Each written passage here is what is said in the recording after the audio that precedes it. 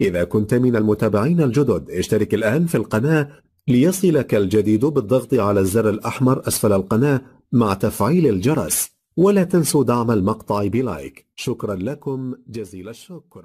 معروفه ديال كوني صاحي دينواس 17. هناك تراوري بيفي ادم تولي لودوفيتش قادم بتجربه فرنسيه يقدمها للعناصر الايفواريه في الوقت اللي كتنطلق المقابله وكينطلق اللقاء بصافره لاعب بساسبورغ بالنمسا لاعب رقم 9. ثم نشوف هنا محاوله كره اماميه، فرصه عمليه ديال السقوط، والحكم يقول هنالك ضربه جزاء.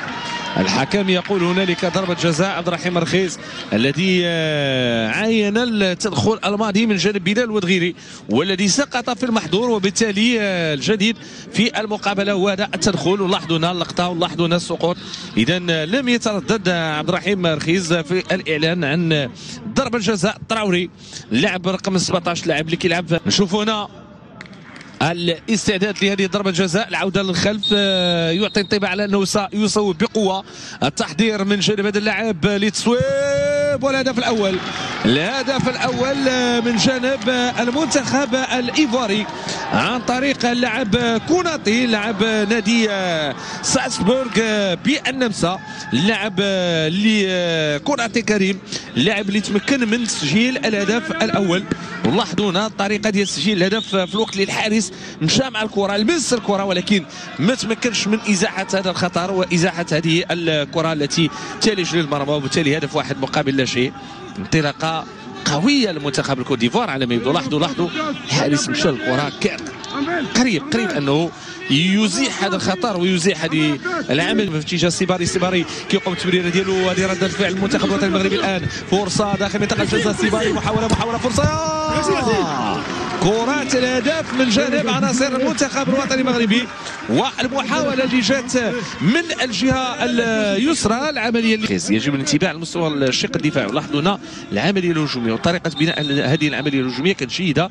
محاوله واحده كان بالامكان اننا نشوفوا الهدف الاول. اختار عبد الله فرح انه يلعب كره ارضيه، كره ملعوبه داخل منطقه الجزاء بعد الخطر مطلوب. هدف ثاني امام دفاع يظهر على انه هش لحد الساعه. مسجل الهدف هو اللاعب رقم 2 اللي هو يابري محمد، يضع الكره في المرمى معلنا عن الهدف الثاني في هذه المقابله. ينشط في الدوري المحلي الايفواري وجاته فرصه استغلها بنجاح. لاحظوا هنا الاعاده، نفذت الزاويه، كره داخل منطقه الجزاء، الابعاد من جانب الدفاع ما كانش بشكل مناسب، وايضا التغيير ديال المسار الكره قبل الوصول للحارس ساهم على انه يجي هدف ثاني بهذه الكيفيه. ولاحظوا هنا الانزال بهذا الشكل هذا ثم تغيير المسار ديال الكره. تنفذ هذه الكره داخل منطقه الجزاء بعد عن تمرير العمليه، ترجع من جديد للصعيد. تحضير الان سيباري يرفع لي كره داخل منطقه الجزاء، فرصه وكترجع مره اخرى تكون مغربيه للالعاب الاولمبيه بباريس. في الوقت اللي غنشوف هنا الانطلاقه وبناء العمليه الهجوميه ولكن ما كناش كره كترجع مره اخرى. فرصه محاوله مره اخرى من جانب عناصر المنتخب الوطني المغربي. عمليه مرور كاين خطا عبد الرحيم رخيص. هو الانطلاقه بناء العمليه الهجوميه الان، محاوله من جديد مغربيه، فرصه تصويب هدف للمنتخب الوطني المغربي. ما كاينش استسلام، كاين عزيمه، كاين طموح، كاين رغبه لتسجيل الهدف. والهدف الاول عن طريق وحدي زكريا، يضع الكره في المرمى زكريا الوحدي الذي تمكن من التعامل بشكل ممتاز. لاعب مولنبيك البلجيكي. لاحظوا الطريقه لاعب مولنبيك البلجيكي اذا يضع الكره في المرمى في الوقت اللي جاءت العمليه وجاء الاعداد لبناء هذه الكره بشكل ممتاز عن طريق اللاعب دريوش شعيب. والهدف الاول. لاحظوا هنا الانطلاقه، عمليه ديال الانسلال والدخول داخل منطقه الجزاء. نعم عمليه جميله، فرصه الهدف. لا تريد كره جيده وزاويه يقول الحكم. ولاحظوا الطريقه بناء العمليه الهجوميه، كانت فرصه مواليه، رجعوا للخلف كيقوموا بالتغطيه، كره اماميه، فرصه الحارس ينقذ الموقف. كوني رجعت مرة ثانية المغربية سيباري كينطلق بوحده داخل منطقة الجزاء تصويبة فرصة مواتية وهدف يضيع بدات المقابلة كتاخذ واحد النسق جميل، بدات المقابلة كتاخذ واحد الانطباع رائع. وعبد الله فرح في مناسبتين اثنتين، الأولى لم تكن ناجحة، الثانية أيضا لم تكن ناجحة، ولكن عبد الله فرح نشيط جدا من الجهة اليسرى ممتاز، يحاول يمر يخترق يدخل داخل منطقة الجزاء تمريرة فرصة تبحث كرة من الجهة اليمنى محاولة فرصة رفع هذه الكرة داخل منطقة الجزاء.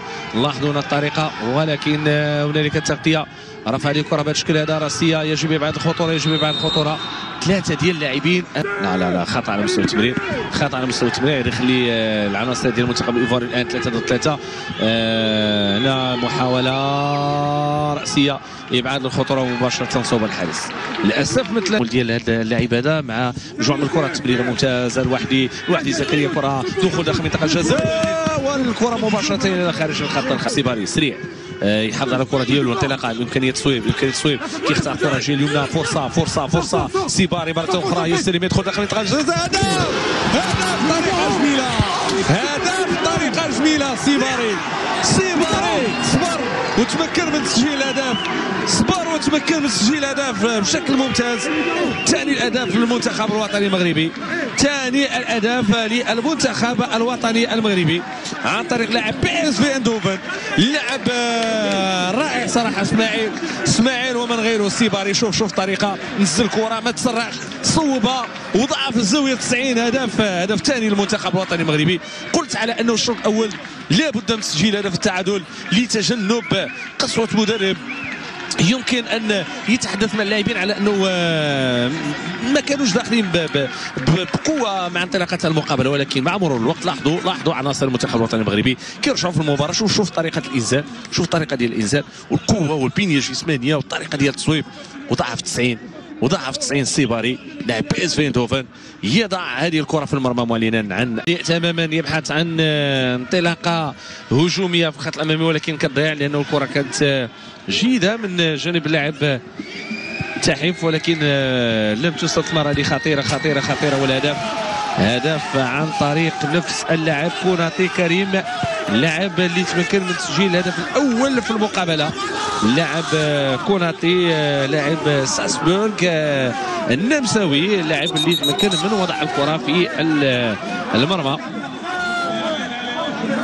اذا 3 ديال الاهداف مقابل هدفين. لاحظوا هنا خطأ على مستوى القيام بالتمريره بالشكل المطلوب، نباتق منه يعني هجمه مرتده كيف كنشوفوا الان. انطلاقه بهذا الشكل هذا الخط الدفاعي مره اخرى يظهر على انه لم يتمكن من ايقاف العمليه الهجوميه. صاعي ديون مواسي هو اللي قام بالتمرير ومسجل الهدف الاول. كوناتي كريم كيتمكن من وضع الكرة في المرمى، وبالتالي الهدف الثالث للمنتخب الإيفواري الذي ينطلق يسرى، ولكن ضاعت الكرة. هنا هجمة مرتدة دي صعيبة فرصة مرت أمام المرمى اللي كانت تقريبا فارغة. المنتخب الإيفواري كان قريبا من تسجيل هدف رابع. لاحظوا الطريقة ديالهم.